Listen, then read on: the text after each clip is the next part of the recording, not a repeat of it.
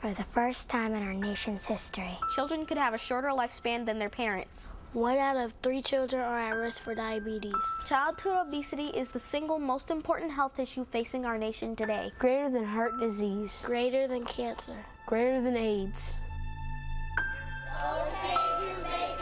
This is a problem of our culture. It's a phenomenon of the culture of abundance.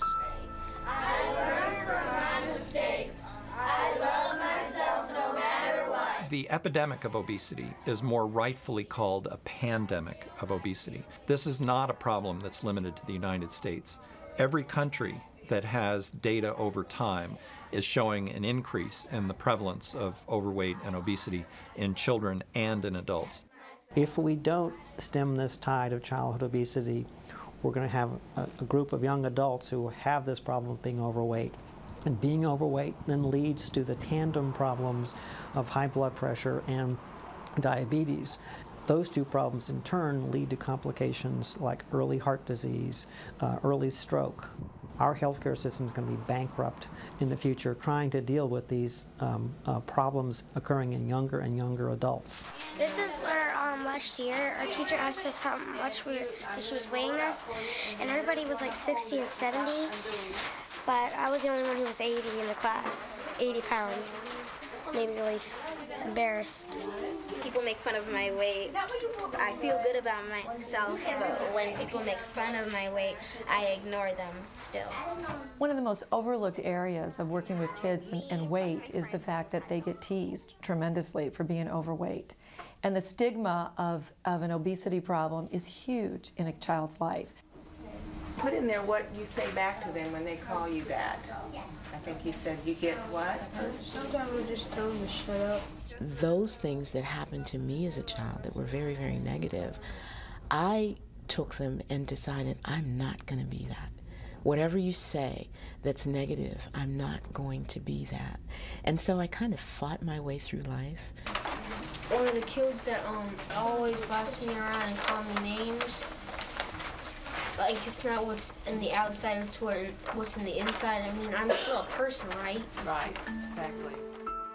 Perfect storm brewed over the past 20 to 30 years. We actually became removed from our food sources. You weren't buying foods, fruits and vegetables, meats, grains from local sources. You know, it became profitable for a company to do it cheaply and sell it to a whole bunch of people. But in order to do that, we processed a little bit more, which took out more vitamins and minerals, which took out more fiber. And so a lot of little changes happened, none of it malicious. It was done in a capitalist society to operate more efficiently, have more of a profit, but it reached a point that we start seeing weight go up, not only in adults, but then it spread to kids like wildfire. Typically, food in restaurants is going to be higher in calories and fat and in salt than it would be if you make the same dish at home. I do think that portions, when you look at plate sizes, have increased tremendously over the years. Just take soda, for example.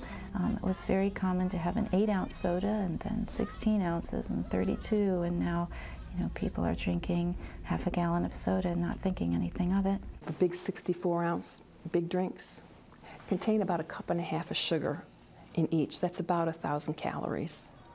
We have so much very, very cheap sugar. Even when consumers don't necessarily think a food product, such as spaghetti sauce, ketchup, still has high fructose corn syrup. So we have really, really increased the amount of sugar that goes into our bodies over the last 30 years. Salt is why people overeat. That's why restaurant foods are so easily eaten in large amounts, because of the salt that must be put in that for you to like it. So once you get used to that kind of taste, then bland foods or foods without salt don't taste very well. I guess what surprises me the most that I hear from parents is that my child will only eat chicken nuggets and French fries. And I say to them, does your child drive to these places and get this food?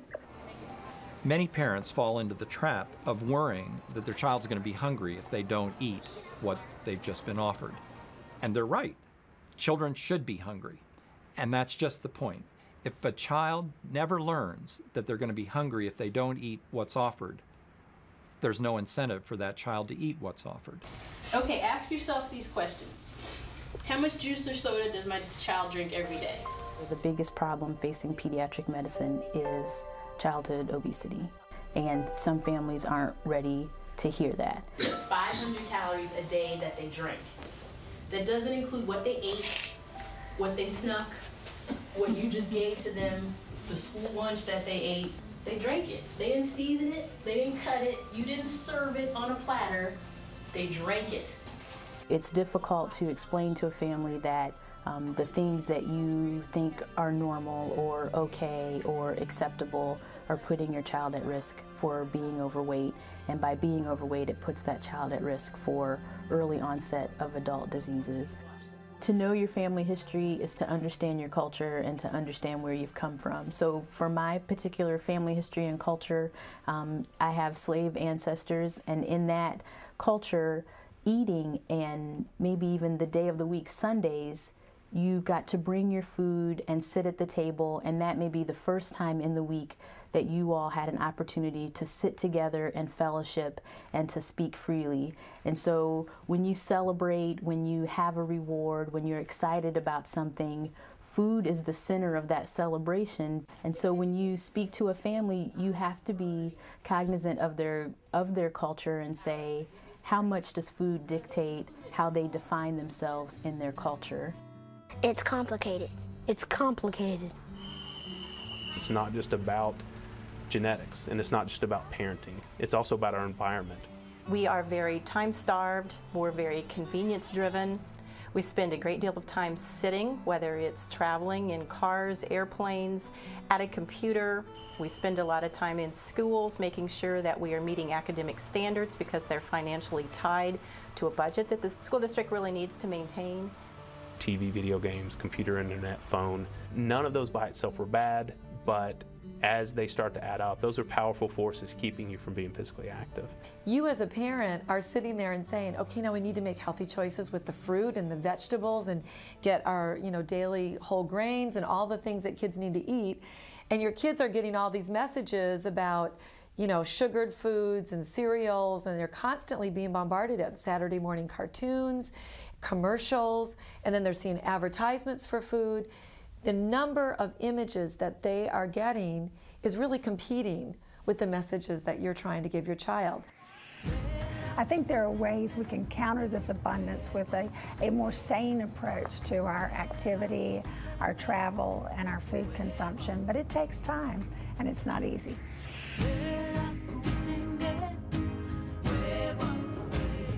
We have a project here at the CDC in which we've demonstrated that prompting people to use the stairwells and having attractive and central stairwells increases stairwell use.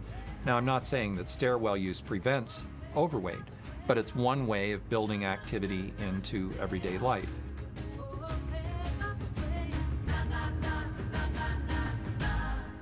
How do we change the environment in which our population lives so that healthier choices are easier choices, so that physical activity is part of everyone's day? Let's go ahead and go out.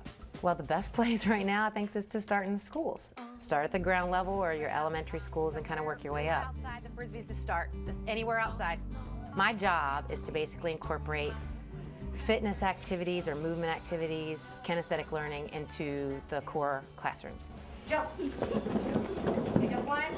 Pick up one and jump.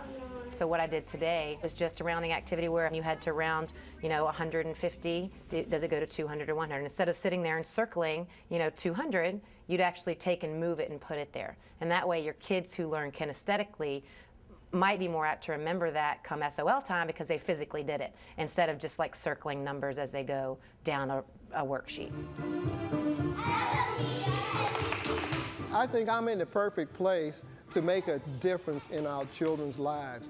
As a PE teacher, I have the knowledge and skills on physical fitness and activity, and all I can do is just share that with the kids and get them excited about being physically active. They have so many opportunities and so many challenges after school and even in school to be in a sedentary mode, but we want to make them excited about getting up and moving those feet and getting active and working that heart muscle, just working up a sweat. All right, got to pick it up, got to go faster now. Come on, move those feet. Move those feet, come on. Come on, let's go. Come on, move it. Are you ready? All right, here we go. Ready?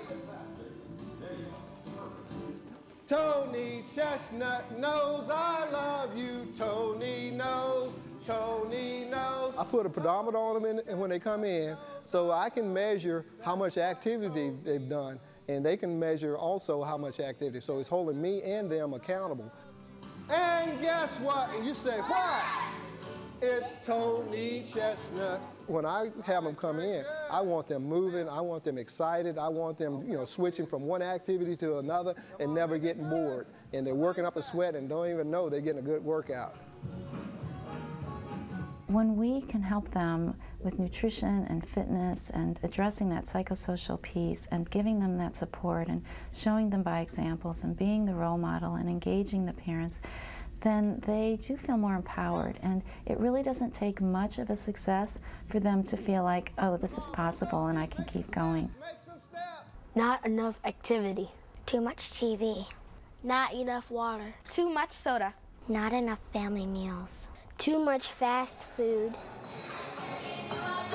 It's now time to take that next step, and how do we make interventions? How do we find some interventions that will have lasting effect? Many programs have shown short-term benefits. We need to make an impact that's going to be lasting. The Healthy You program is really a gem in our community. It's a program designed for children and for their parents. We have a 10-week program. They come twice a week for 10 weeks. We also do a clinic where they meet one-on-one with the dietitian, the physical therapist, the licensed clinical social worker. That's so we can really personalize the program for that specific child and household. My first contact with a family is on the telephone, and the parent will say to me, well, my child is a little big, but they're not really fat. And they'll say they're a little big-boned, or they're husky, or they're hefty.